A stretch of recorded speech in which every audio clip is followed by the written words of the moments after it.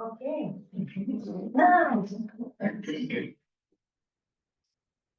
Dusha. Oh. So, there's no one-man show tonight. Ser det okay ut, Lena, på bilderna?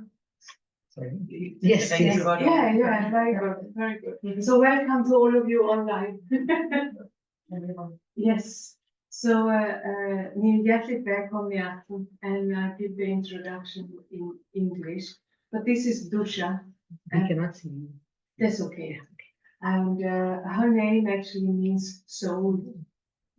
So Dusha is originally from Macedonia, but she lived in the UK since she was 22. And she is a professor in mathematics. And we never had a doctor in mathematics here in our center before. So I was very curious to hear what her take on stress is, because she is a lecturer at the university in Cambridge. And actually, I thought it was quite courageous. You shared with me that you had a top position in the university, but decided to go down on half-time as a lecturer because you wanted to help start establishing a center of Brahma Kumaris in Macedonia. So she traveled back and forward. And I actually don't know Dusha before, so she says, "Can I come?" And I said, "Welcome." And here we are.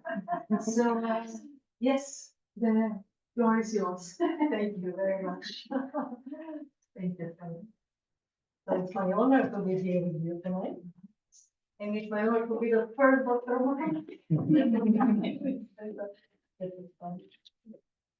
Okay, so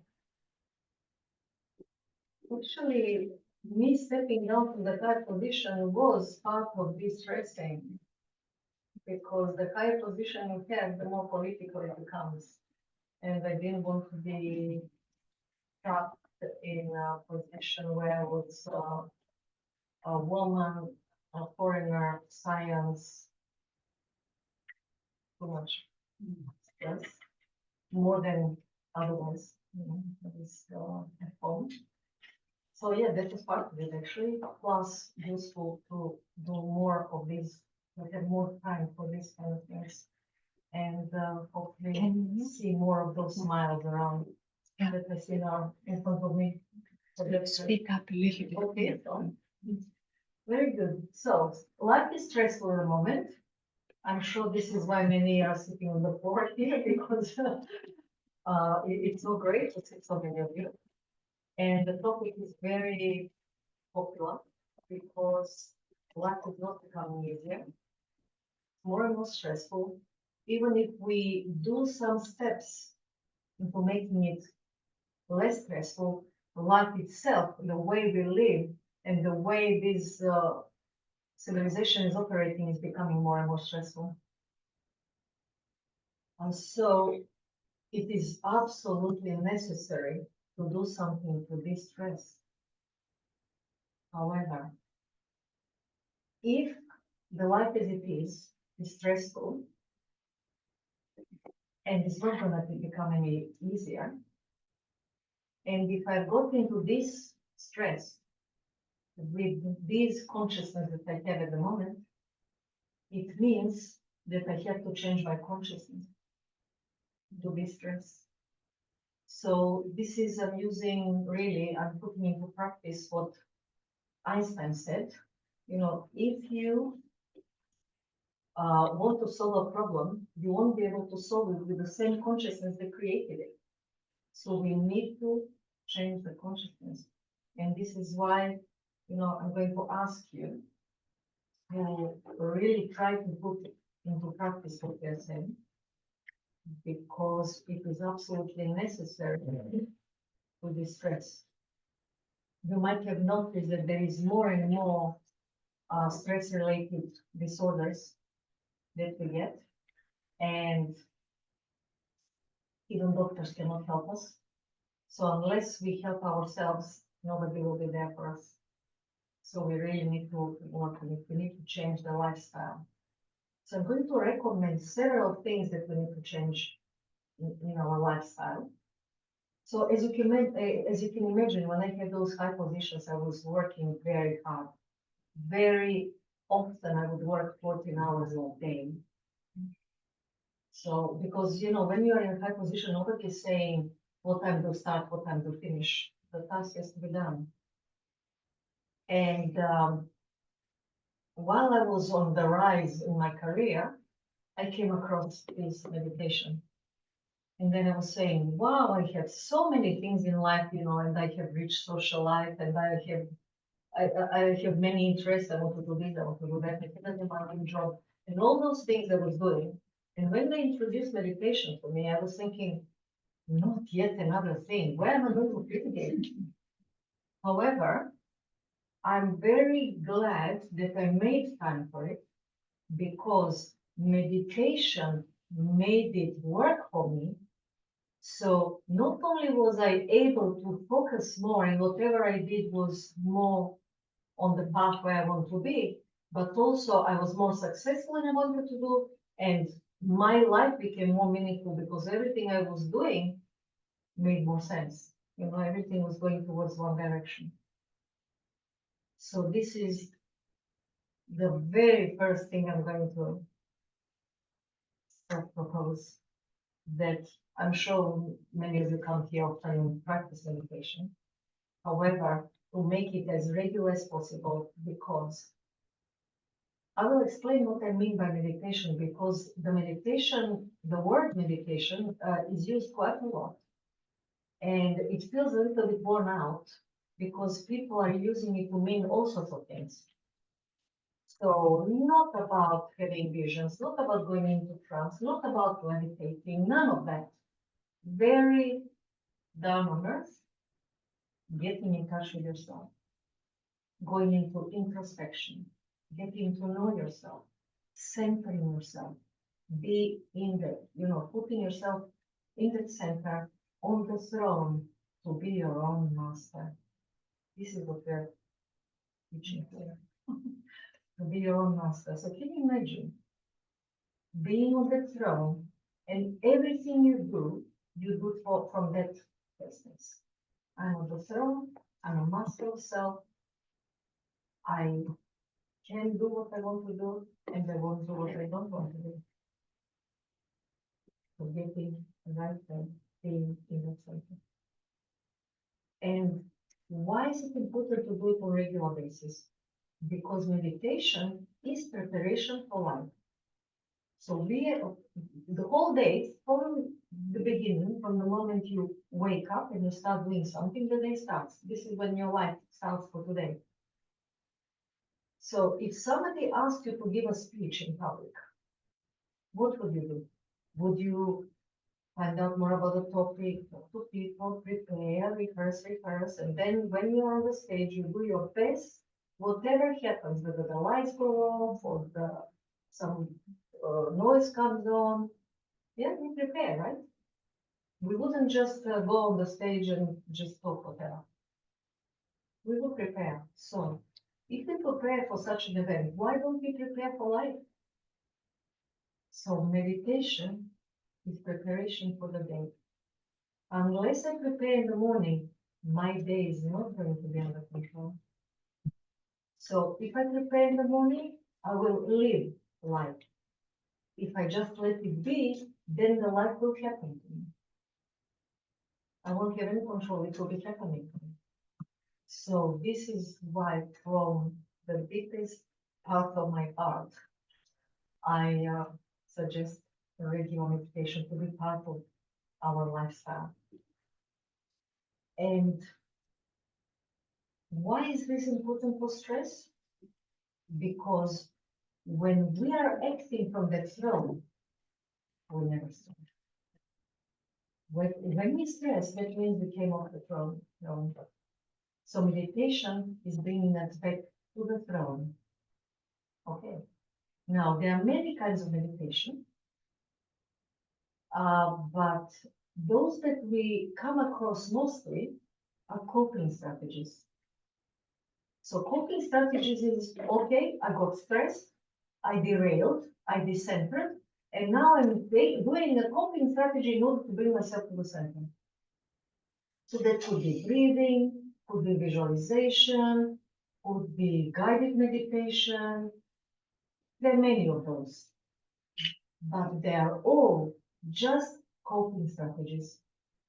So they're going to bring you to the center, but they are not going to prevent you from getting out of the center when something happens again.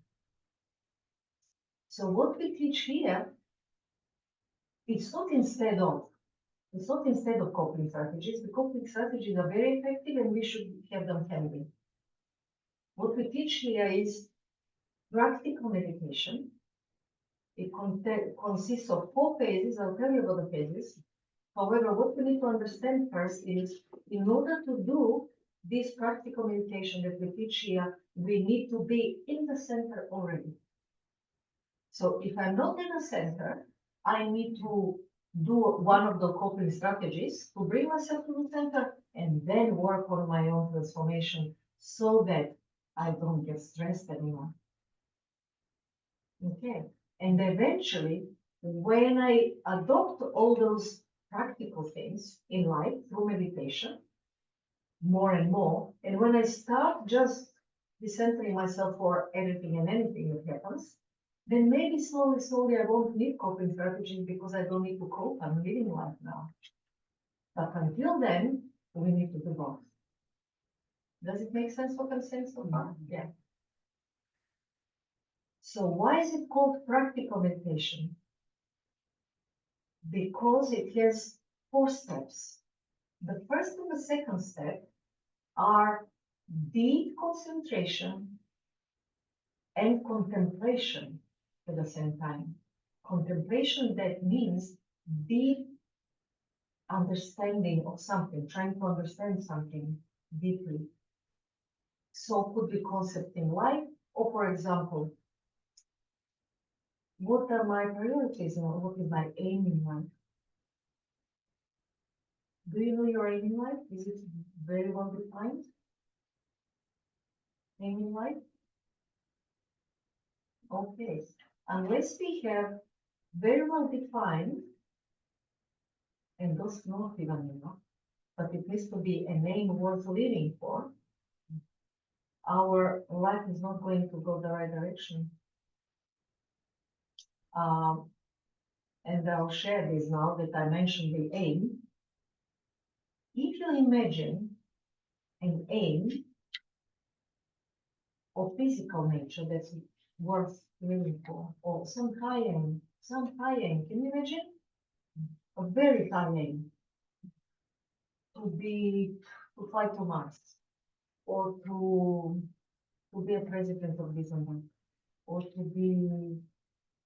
have a huge business, or to be very rich, or to be very famous, or to be very powerful. Did you come up with some aim that's worth living for? Anything of that kind? Yes. The health of children. Or the health of children. Yeah, like to be a part of bringing more health to children in the world. To all the children or just your children? Well, I'm a school teacher. School teachers. So I would say inside of the school system, but before they become adults. Okay.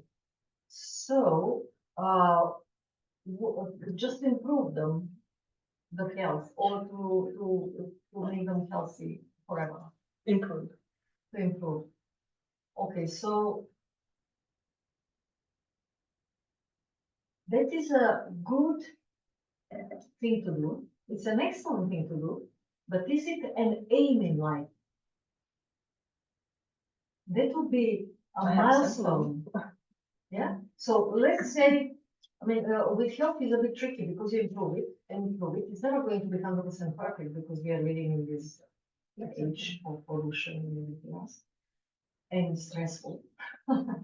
So you can improve, but then we can never come to that perfect thing. You've done it, nothing to improve. Okay, so there is nothing to improve anymore. Well, it is it's like the public health of, if you say Denmark, then it would improve the public health of the society in Denmark. Okay, but what I'm saying is you can be doing this as something on the way. So you have a much bigger aim. And what I'm saying, it's a very good thing to do, excellent thing to do, but it's not making my life completely, dedicated to that. What about those other children? What about these other children? It's not only one country. There are so many children we want to do. So there is never a point of complete satisfaction. Okay, so you will always want something else and something else and something more. However ambitious you are, when you achieve it, you will want something more. Yes. Another aim could be keep being yourself. Being yourself. Okay, so being authentic. Keep being yourself. Okay, yes, very good. So that's a good one, but it's not of physical nature, right? So it's worthwhile, but it's not of physical nature. However good it is to help children to have better health, it's still of physical nature. And there is some, always you want more, whatever you achieve. Being authentic, okay, that's fine. But what is authentic? Who am I authentically? Who am I? You have come to an event of a spiritual organization, right? So you're not going to be surprised if I say that I'm a soul, right? And you're a soul. Are you surprised? You're excited. Okay. But what is a soul? The word soul is also worn out.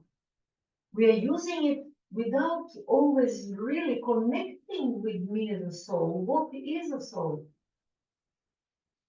So what is a soul? Do you want to know what a soul is? Yes. Okay, that will help. That's all I want to go into this, but it's really important to understand what a soul is. So, on a physical level, this is a body. I'm not a body, but my body is important, right? It's my temple. I live in it. And it is important because I cannot experience and express without this body. Okay, I need a body to experience, express. Okay, fine. So I look after the body, but I am not a body. I'm a soul. What is a soul? On a physical level, what does the body need? Well, first of all, the body needs to take water on a regular basis because, in order to keep healthy, right? For the body to be healthy. Why is that? Because at least 70% of this body is water. So really needs to take on a regular basis what it's made of. On spiritual level, the same relationship. We need on spiritual level what we are made of. So let's see, what is it that we need? What do we need from the very first day we enter a body? Could be a baby just born, could be a toddler, could be a child, teenager, adult. Regardless of the age, we really want this, and there is no two ways about it. What is it that you want for your life or after it? Love. Number one, it's love. It's important. Can you imagine a human being being, in an environment there is no love? They cannot experience love. They cannot express love. They don't know what love is. If you don't experience, you don't know what it is, right? So it's sooner or later some psychological disorder happens. What else is as important as love? Attention.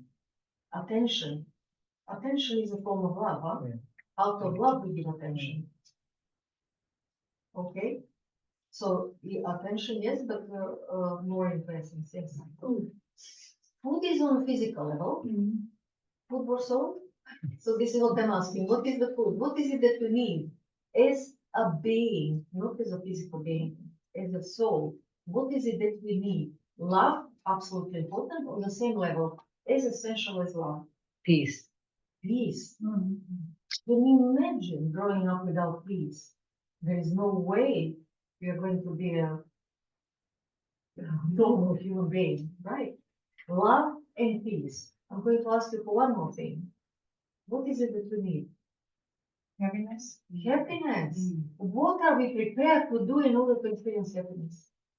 We travel around the world to find some happiness, some meaning, some joy, something, right? So why do you think we need love, peace, and happiness? And why do I include here small children? Because here as adults, we have had a chance to read books, think about things, we come to a conclusion, fine. But babies don't have a chance to do this. But we equally, as much as babies, as much as toddlers, we equally want love, peace, and happiness in our lives. Where is this coming from? Any idea?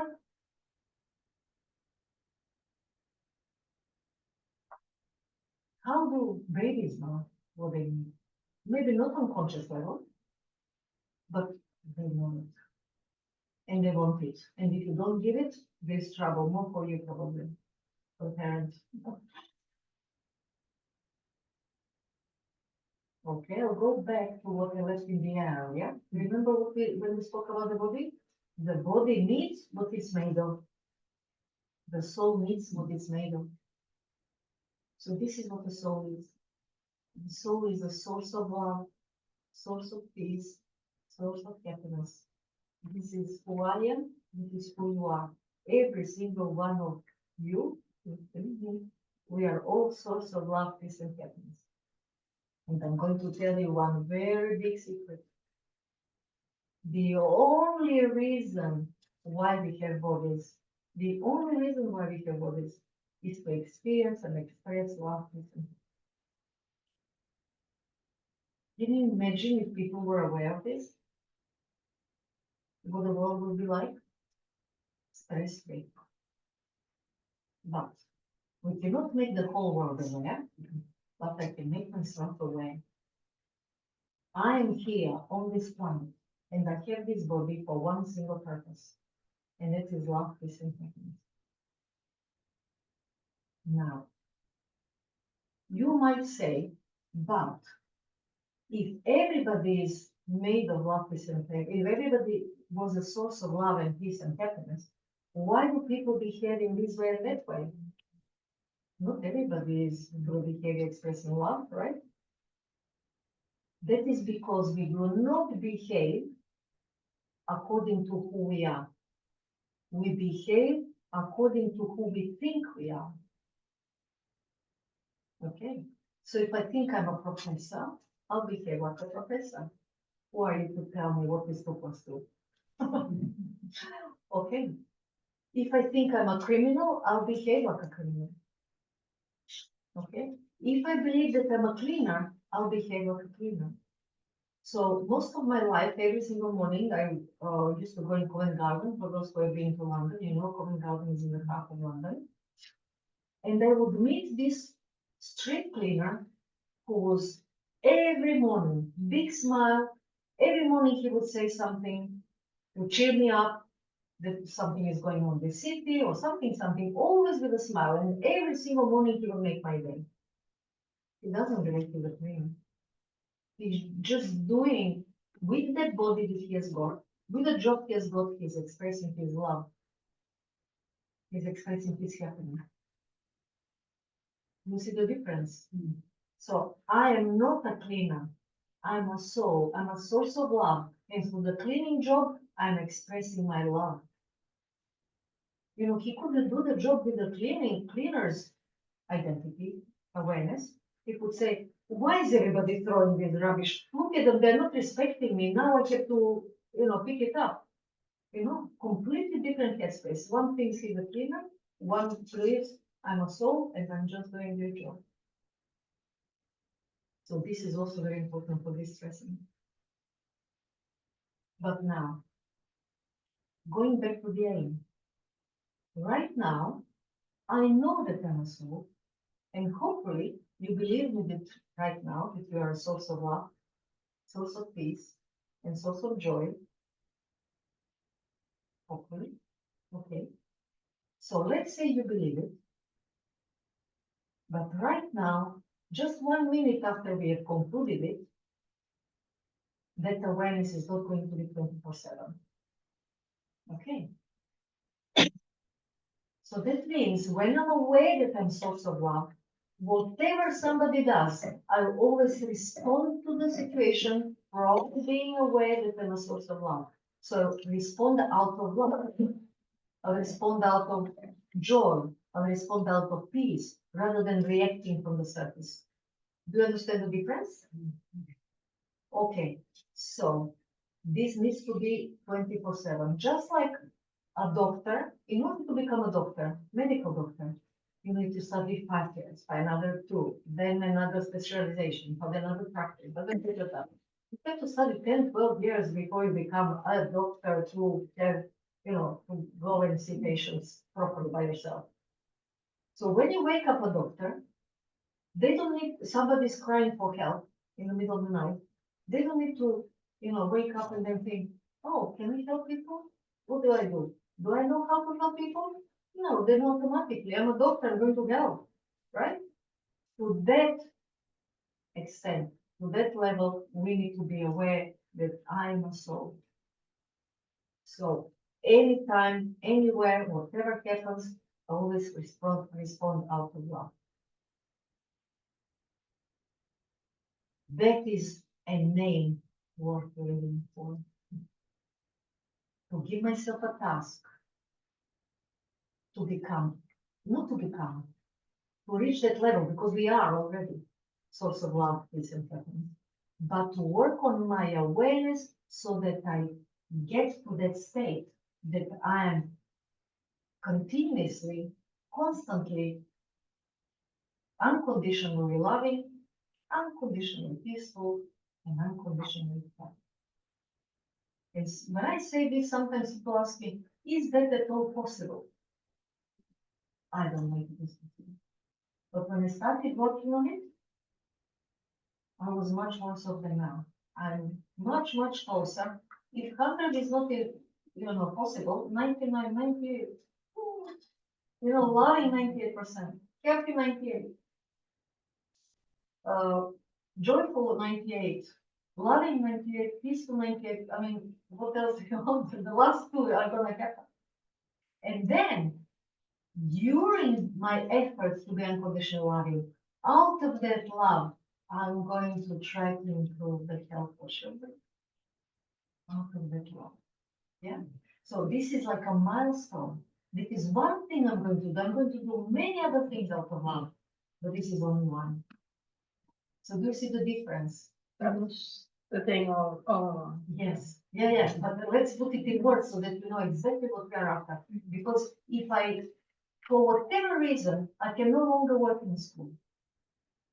Yeah. Or I don't get the conditions that I had so far. My aim does not change. While that one would have to change because I'm no longer in school, I cannot contact the children, there is nothing to do. However, on my way to unconditional love, I'll be doing something else that I have no opportunity to work in or have contact with children. So do you see the difference? Yeah?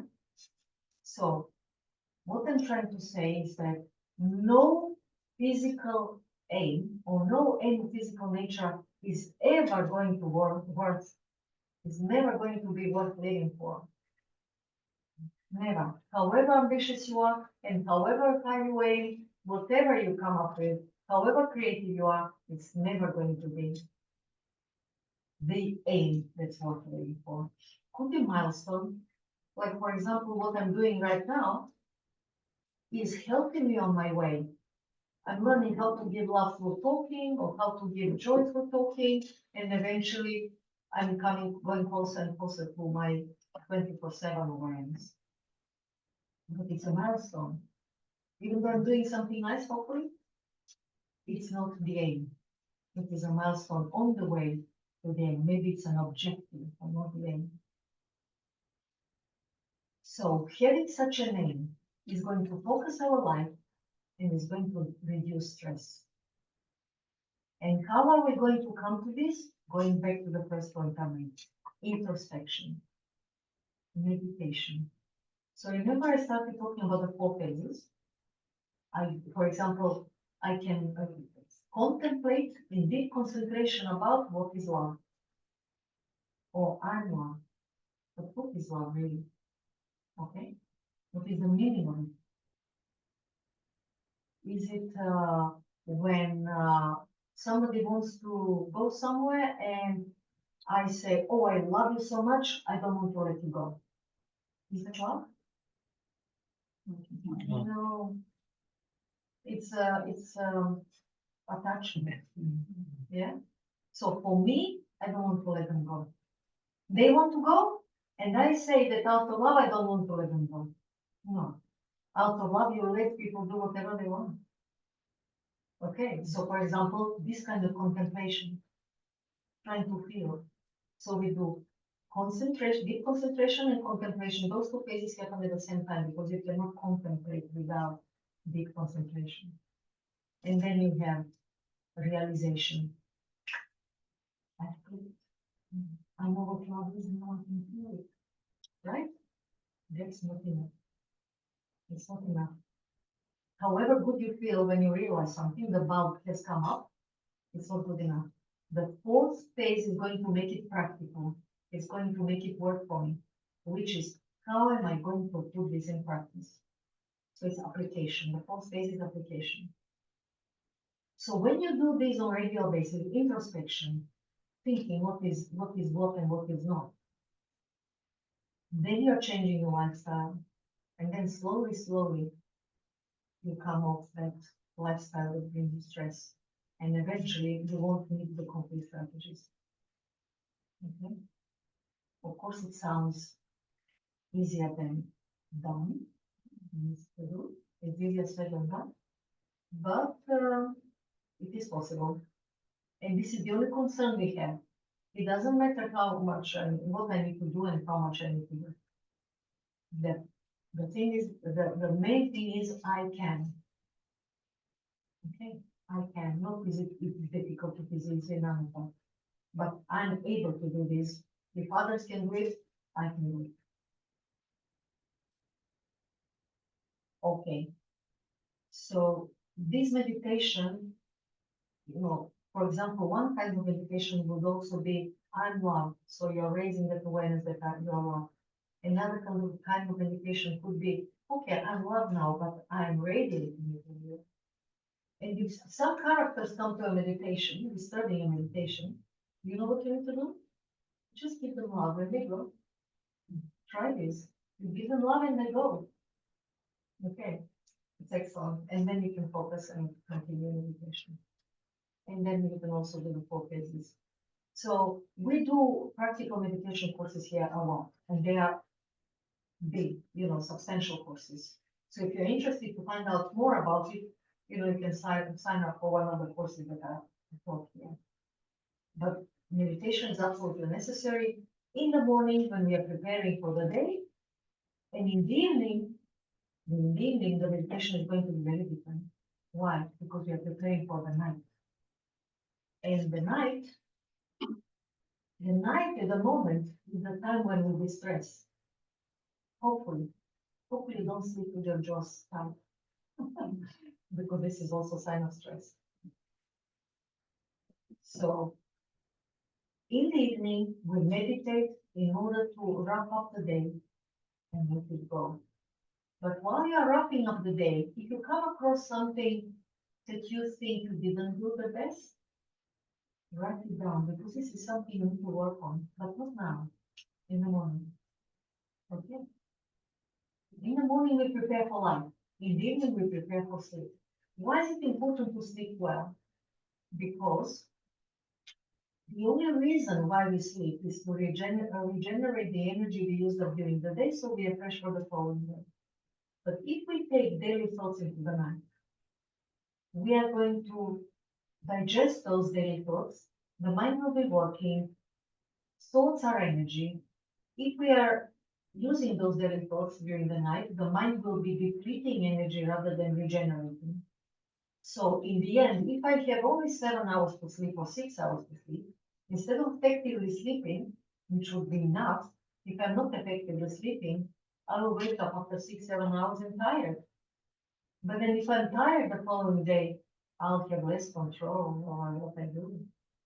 And we want to be masters of self. Okay. So we need to sleep effectively. This is why evening meditation is very important. To wrap up the day. to leave it behind and sleep like a baby. There is nothing you can do during the night. Just sleep. Besides this, that's it. Nothing else to do. Wrap it up and sleep like a baby.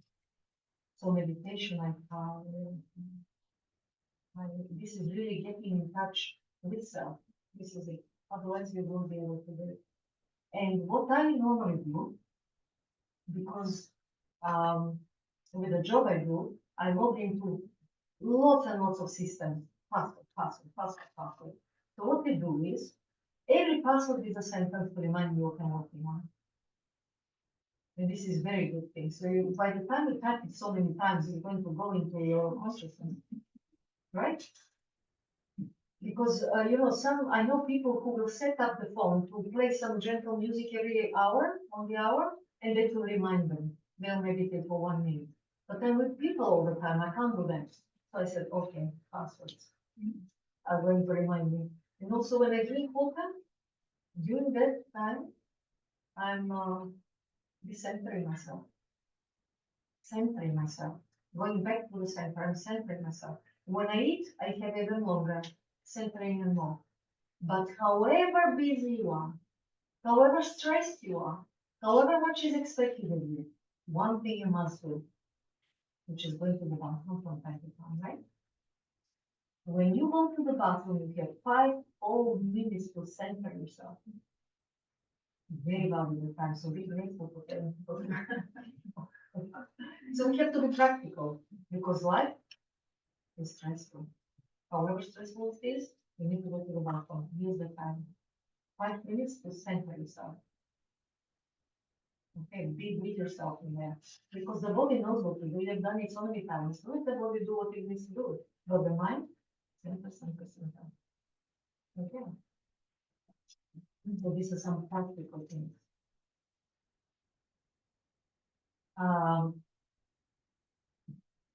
The second thing I would say is love yourself.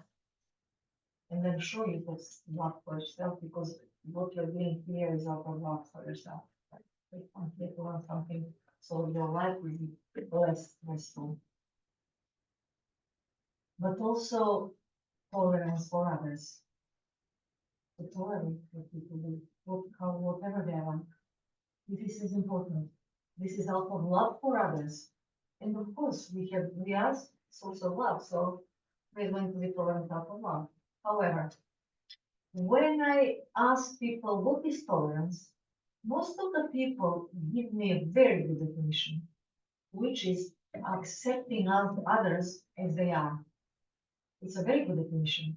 However, when I have time to ask them and go deeper and deeper and deeper, you know what I find? People don't accept others as the way they are when they consider themselves tolerant. What they do is, any guesses? They put up with things and they do not express. So somebody's doing something, I've noticed it, I don't like it, I'm affected, but I'm not going to express it. And I consider myself as tolerant. That's not tolerant. Okay? That suppression is sooner or later going to cause, immediately will cause stress, but sooner or later that stress it will have to come out.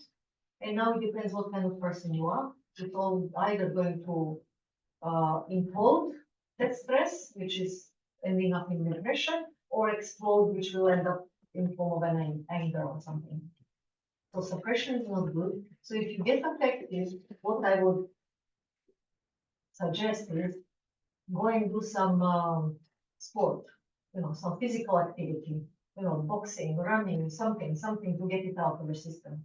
But then do something so that it doesn't happen again, which is for meditation, for coming back to the center, and all that. So tolerating other people and truly accepting them as they are. This is going to reduce a lot of stress in our lives. And actually, I would add a little bit more on top of the definition. I would say not only accepting the people as they are, but also appreciating the differences. Mm. Can you imagine if we were all the same? It would be boring, right? So we are just like different flowers in a garden. A garden would be boring with one single flower, right? We want colorful garden. So this is who we are, and we accept all the colors, and it's fine. Accepting people. Also, it is important to make up our thoughts, to be in control of our thoughts, to not hear any waste thoughts whatsoever.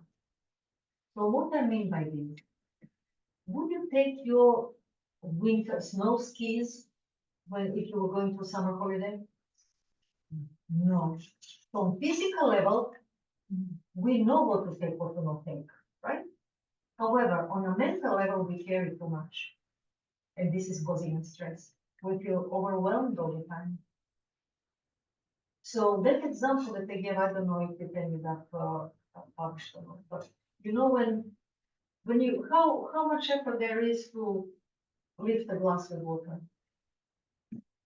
Not much, right?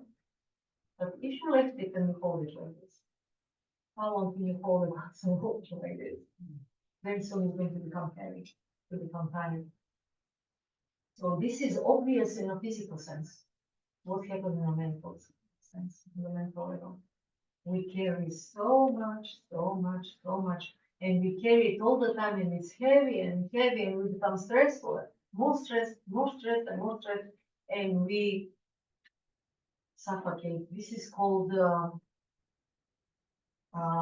boiling frog syndrome. Do you know this boiling frog syndrome? Yeah. So we boil without noticing.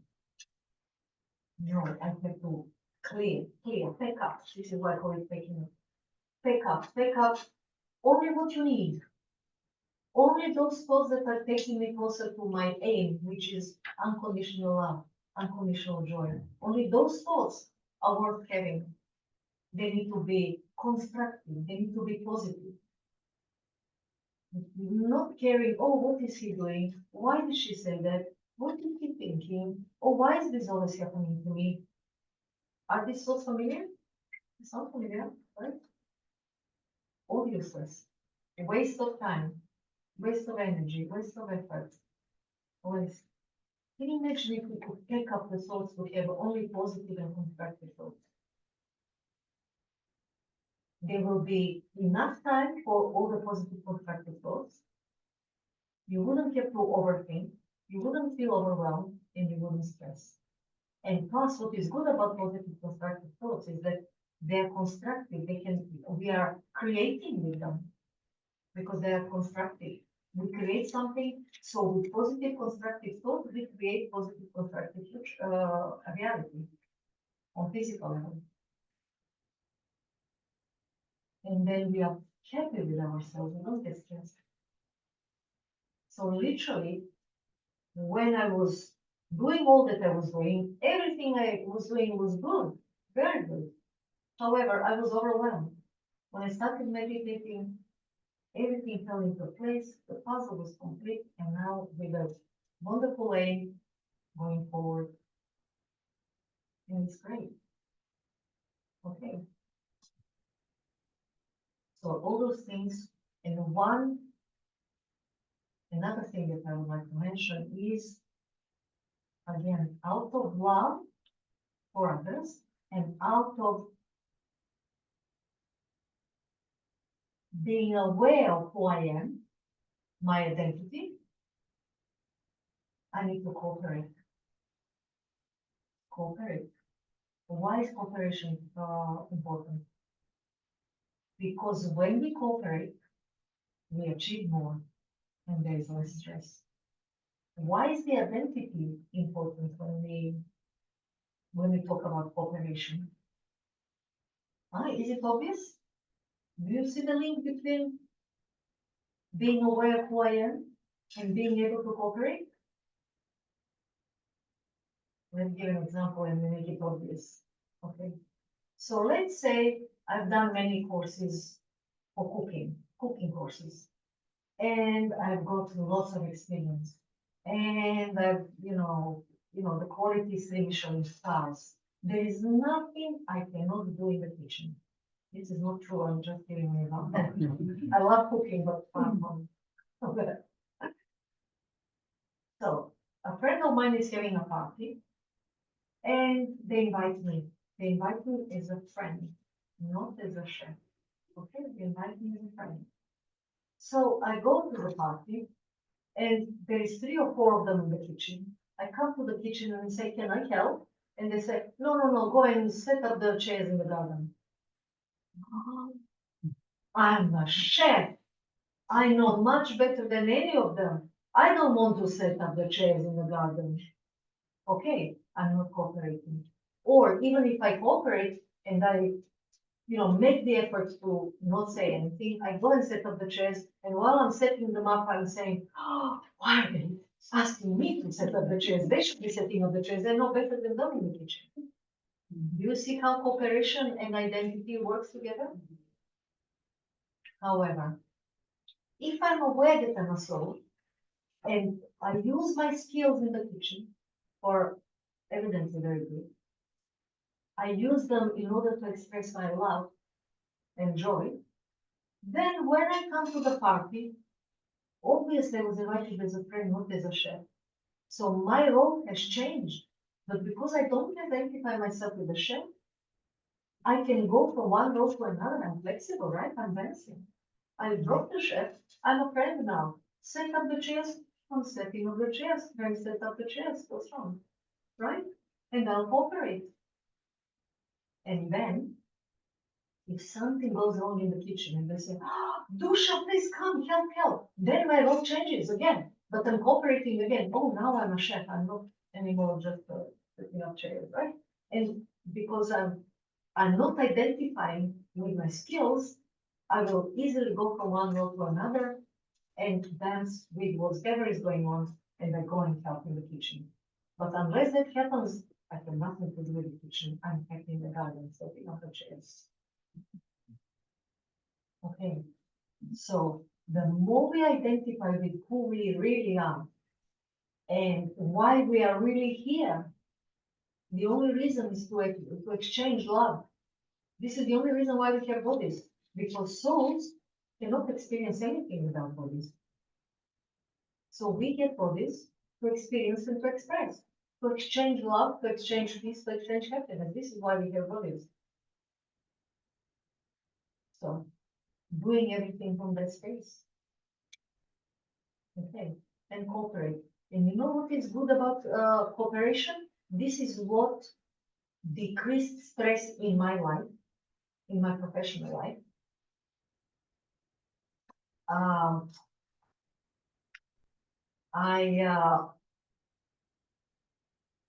So I always really enjoyed what I was doing. We'll talk about enjoyment a bit more, because enjoyment is also very important to distress. But now we are talking about cooperation. Because I was cooperating in the tasks, I was given more chances to learn. So just always, always, always, I was ready for the next step in my career, even though I was never ambitious in my career, never. I remember when I became a lecturer, within 1 year I became senior lecturer. And when I became senior lecturer, all the colleagues that were retiring as senior lecturers. So I thought, oh, I made it. That's it. I wasn't ambitious. I thought, okay, I can remain until retirement as senior lecturer. I'm fine. However, because I was cooperating, we are talking about cooperation now. Because I was cooperating, I was given more chances to learn things. Because let's say you need to do something fast. Who do you ask for help? Those who cooperate, or those who are going to argue, "No, why are you doing it this way, doing that time?" You will always ask the person that cooperates. So those who cooperate will have more chances to learn something in progress. And this is how I made my career. I was never ambitious. I was just cooperating, and then I would learn. I would cooperate, I would learn. And before I got promotion, I was always ready for the job. It wasn't, I would get promoted and then learn the job. It was already, because people were teaching me a lot of pleasure. And this saved me from a lot of stress. And my career went up and up and up by itself. Really, never wanted any. And anyway, in the end, I stepped down. And I was able to step down just because I wasn't attached, because I wasn't ambitious. Otherwise, you know, if you are ambitious and you finally get to such a high position, you don't let go that easily. But I was able to let go, and everybody was thinking that I must have gone crazy. They told me that they thought that I didn't realize what position I'm holding. They think that I wasn't appreciating, but I was very appreciating. It's fine, I'm not going to different political. I decided. But of course, when it becomes that way, we shouldn't run away. It took me some time to realize that, okay, I've learned everything that I needed to learn, and now it's time to go. Okay. And that also promised to talk about enjoyment. It's important for enjoy. Joy releases stress, but when we learn how to enjoy, we don't get stressed. So we as beings, as we are, we need to receive a certain amount of enjoyment in order to be healthy, psychologically healthy. We need to receive certain amount of enjoyment. I know I'm spelling this out now, but I'm sure you all know it. Whether it's conscious, subconscious, wherever it is, you know that we need to enjoy a certain amount in our lives. Okay. However, let me ask you, be honest. You right now know what you enjoy and you know what you don't enjoy doing, right? No. So I'm going to ask you to honestly answer. Would you be able to function practically in life if you do only those things that you enjoy? So forget everything you don't enjoy. You do only those things that you enjoy, and you are still practically functioning in life. What does it mean to practically function in life? Cleaning needs to be clean, right? Washing needs to be washed. Working, we need to earn money, children, everything that needs to be done, you know, to practically function in life, that means everything that is doing is done. Would you be able to? No? No? Okay. When I realized this, I said, okay, let me try. So what I did, I set up my life in the following way. I would wake up early in the morning, meditate. I enjoy this. I will put my favorite music on, sit in my favorite chair, make the favorite drink, and treat myself as a queen. I enjoyed that. Okay? Great. Then I would meet people like you and talk about something in life, or we do some reading together, and we would discuss about this. And this was lovely. I love that. Okay? This is all happening before work, before 9 o'clock. And then I was lucky enough to have a career that I liked, profession that I liked. So I would go at 9 o'clock in the morning, happy to do the job, but also I was happy that I did something for myself before I even started working. I meditated, I met some lovely people, and it was all great. All relaxing. Huh? No stressful, relaxing. Oh. So I come to work, I did my profession, I liked it, I enjoyed it, I like teaching, I like mathematics, I like computer science, and that combination was perfect for me. Great. Then after work, I would either do talks like this, which I like, hopefully you can see that I enjoy doing this, or I would do sport, which I enjoy doing, or I would socialize with friends, which I enjoy doing. Even doing my bills, I enjoy doing because it's numbers, settling things, you know, moving things from here to there. Even that I enjoyed. Cleaning, I enjoyed, you know, I like good talk. So I would put some recording, you know, headphones, and I would clean because I don't need to think about cleaning, right? It's automatic. So I would enjoy this and come to some realization. I would meditate while I was cleaning. So I literally managed to function in life practically just by doing things that I enjoy. And what happened one day? I started feeling tension in my chest, stress. And the stress didn't come from consciously being aware of something because I was enjoying myself all the time.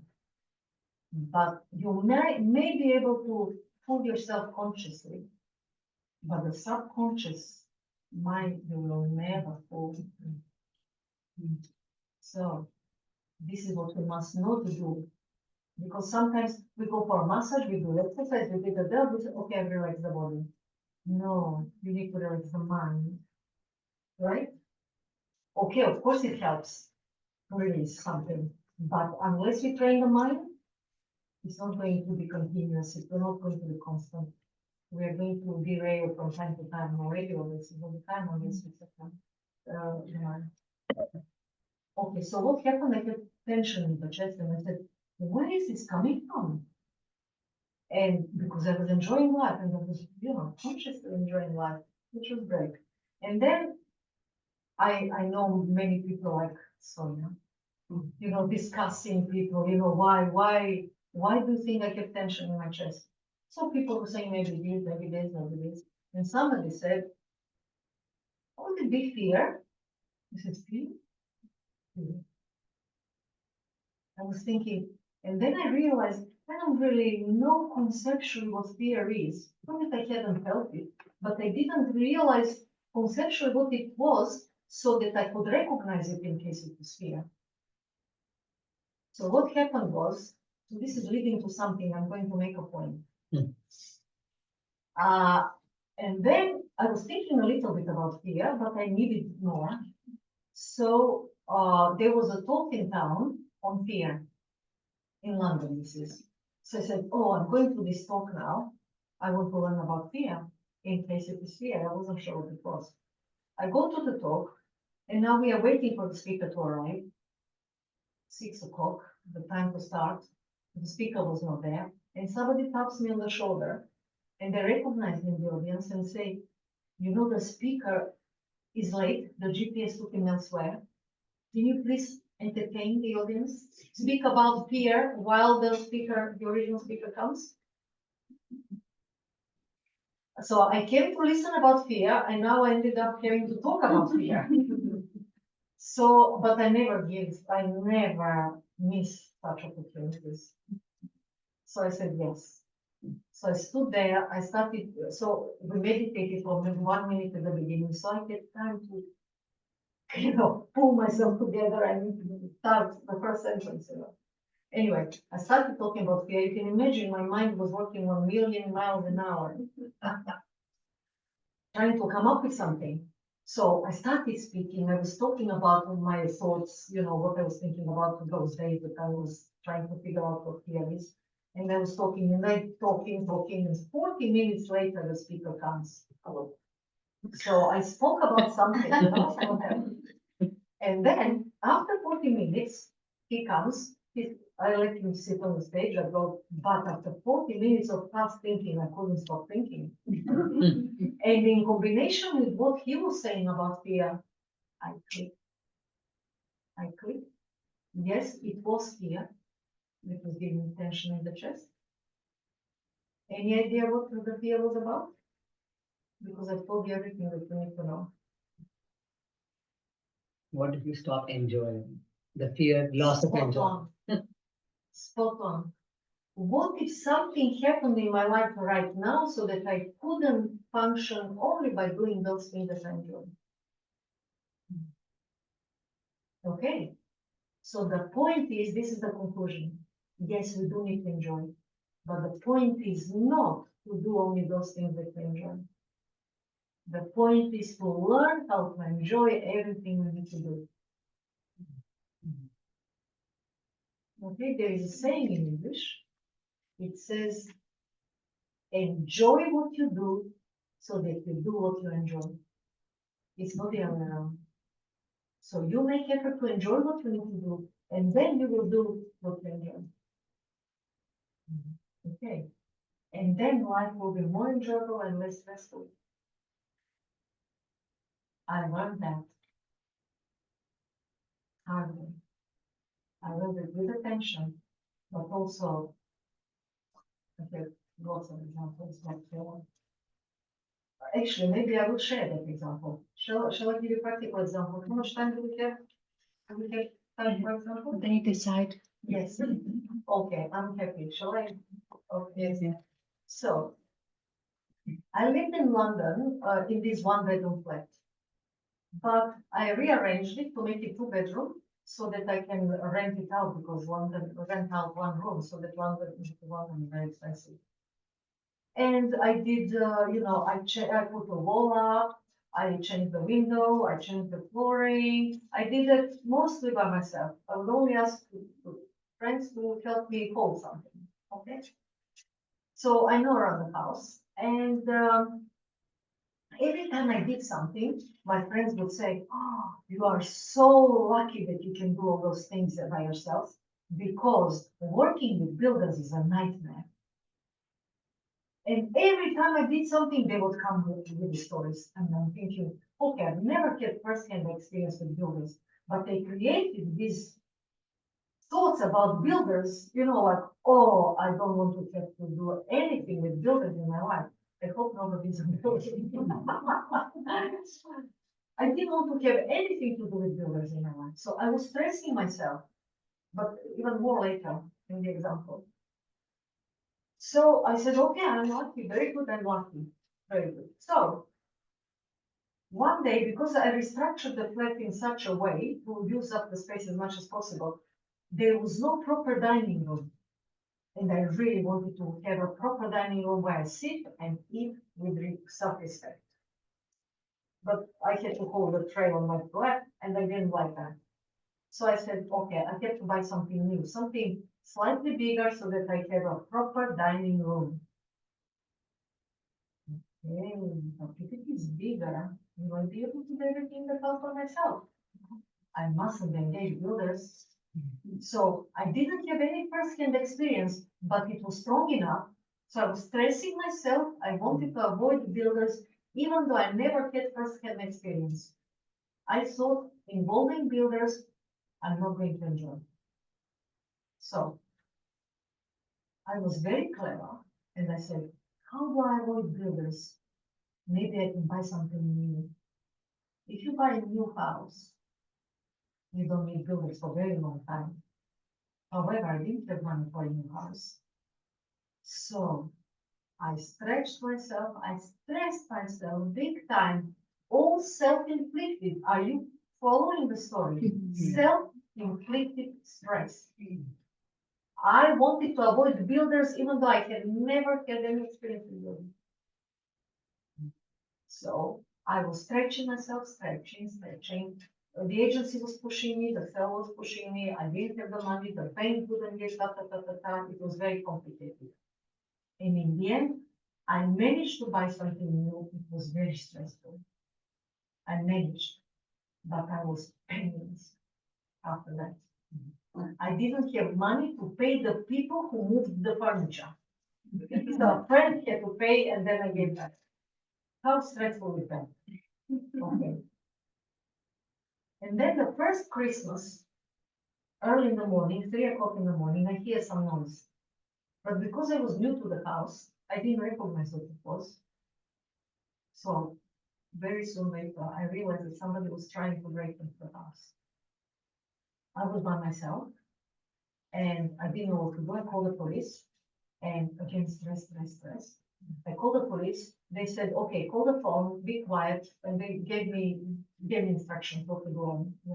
And they said, if they see you, if they come to you, you scream so that we know that you are in danger. Until then, the police will be coming, and keep quiet. Eventually, when the police arrived, those people had broken the window. They managed to break enough to get in, but the police arrived, they didn't get in. So what happened? I realized I will now need the builders to repair the window, to put a grill on the window, to put surveillance system, cameras and lighting and all that, to put a roof over the garden, to put a fence in front of the house. I couldn't do that one. I needed builders. So I was running away, stressing myself, stressing. And in the end, it caught me. I had to deal with builders. However, what I learned earlier is that the point is not to do only those things that you enjoy. The point is to enjoy everything you need to do. I learned that in meantime, in the short window, I learned it. So I said, aha, 1, 2, 3 builders. Okay, I will call them all. I call them all.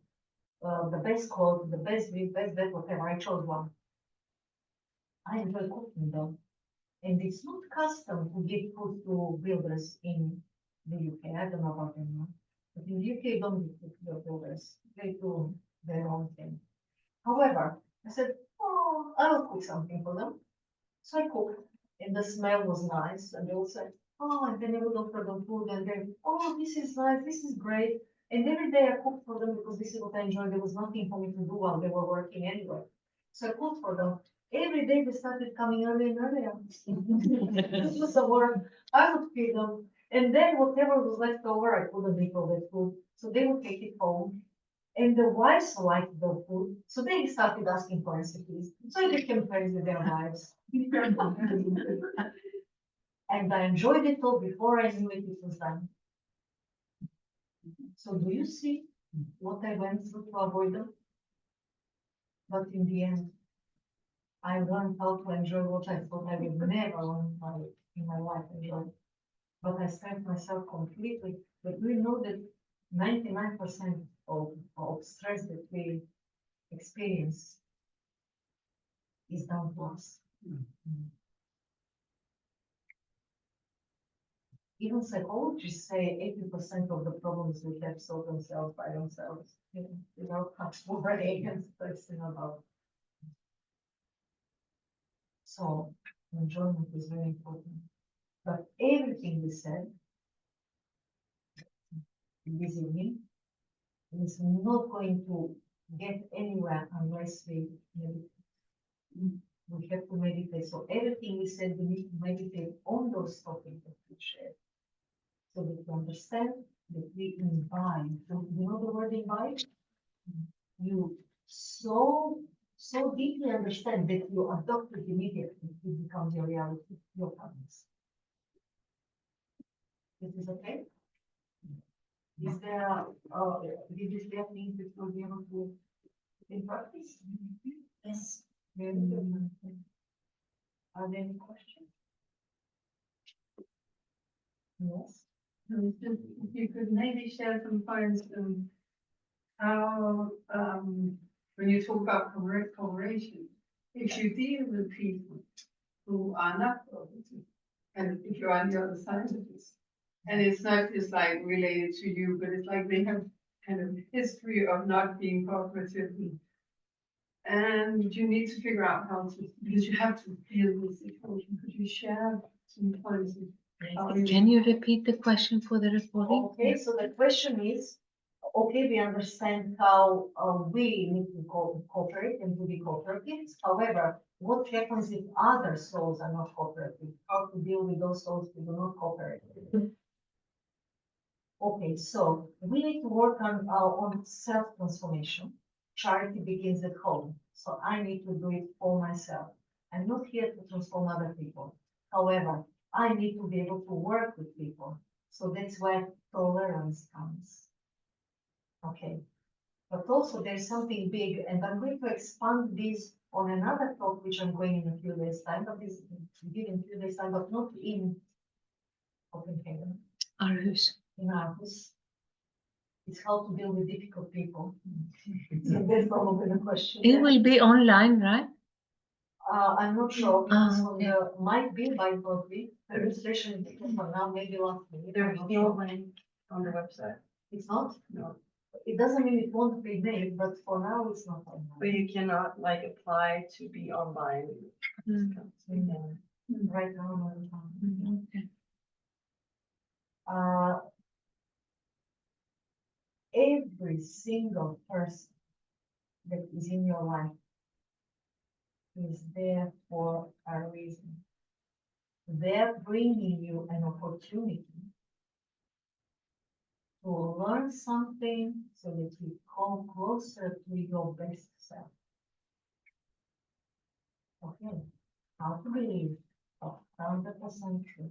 I can give you 1,000,000 examples that this is true. However, how to believe that at that moment, whatever is happening for a good reason. It's happening for a good reason. Whether a person is involved or not, regardless, it's always happening for a good reason. And having said that, the harder it is to get away from the person that is bringing you the challenge, the more important lesson they're bringing you. Can I repeat? Yeah. The harder it is to get away from the person that is bringing you the challenge, the more important lesson they're bringing you. Okay. So, if you have a challenge by a person on the street, you pass by and you forget. Okay. If it is a friend, harder to run away. Yeah. If it is a neighbor, possible, but you have to move a house. It's not easy. If it is a colleague, you can change your job, but not easy. You can change your job.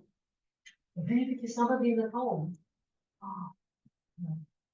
Okay, I guess you can divorce, but not easy. It's hard. But if it is mother, father, children, no getting away. If they're bringing you the challenge, very important lesson. So the harder it is to get away from the challenges, the more important lesson they're bringing. Does it make sense? Because everything that happens is beneficial. Why? Because it's bringing me to my potential, to my best self. How do I know this? Because every single potential, by definition, wants to realize itself. So the potential is going to invoke situations in your life so that you learn something to go closer to your potential. Okay. I know I'm saying deep things very fast, but think about it. You're going to become a leader. Think about it. Hopefully, it's good. Anything else? Shall we have a meditation? Yes. Ready? Okay. So I'm going to ask you to sit comfortably. It's very important to sit comfortably. If you're sitting in a chair, try to put both feet on the floor or properly. Shall I play music or silence? Silence. Okay. Why is it important to be comfortable? So that the discomfort doesn't pull our attention. So let's sit comfortably. Lean back and relax.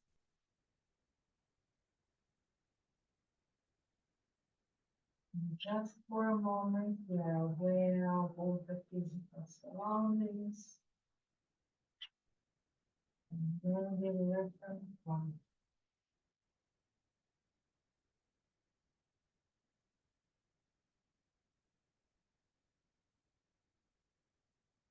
and we take our attention within.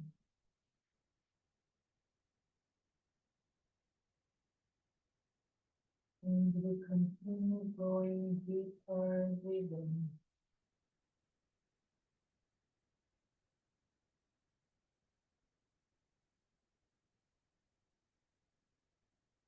And we visualize ourselves going deeper and deeper until we reach the point of absolute silence.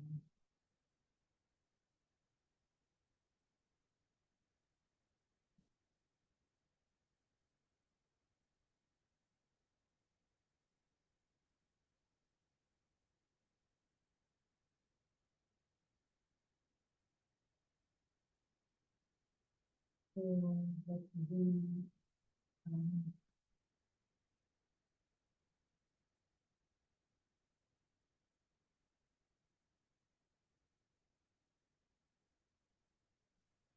is the deep and,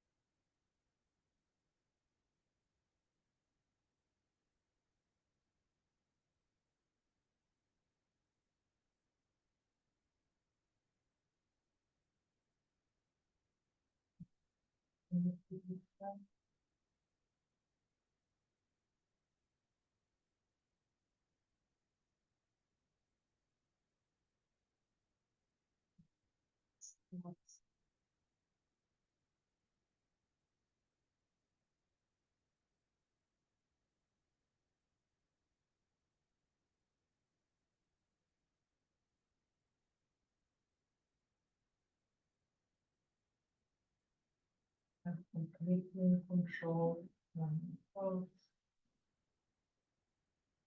and feelings.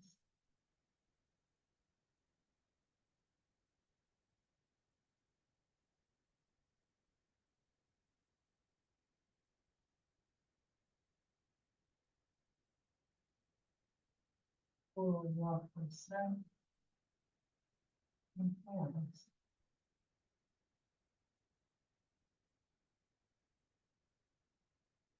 So I give them love.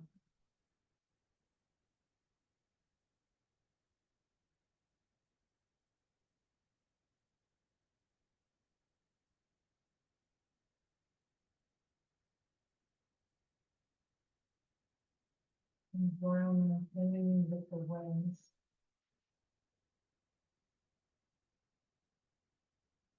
And maintaining the connections with itself.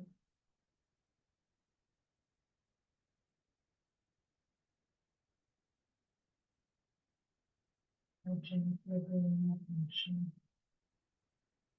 And then,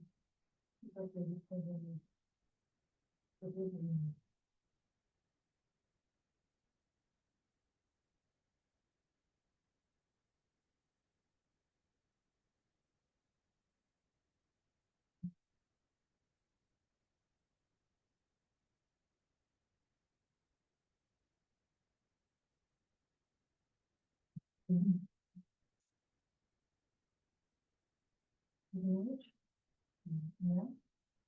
Let's see, because only and you can go half an hour of identifying yourself with peace in the morning. What is your day going to be like? Maybe not whole day, but for 3 hours. And then the following day, you put another half an hour. Identify yourself with peace. Then it lasts a lot, and might last 4 to 5 hours. And then longer and longer, and one day is going to become 20 plus 30.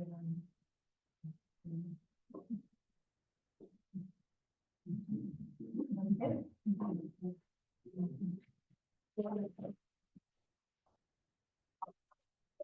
Thank you very much. It's a really lovely talk. And I have recorded this, so we'll put it on a YouTube link in a few days' time if you want to hear it. On YouTube, you go to our website and there at the bottom you'll find the link to YouTube. And so thank you very much. Oh, thank you. Yes. Thank you for your invitation. And we have another talk in September with Srinidhi is coming from. He lives in our headquarters in India, in Madhya. And he's a very peaceful person, and he will talk about peace. Very similar to today.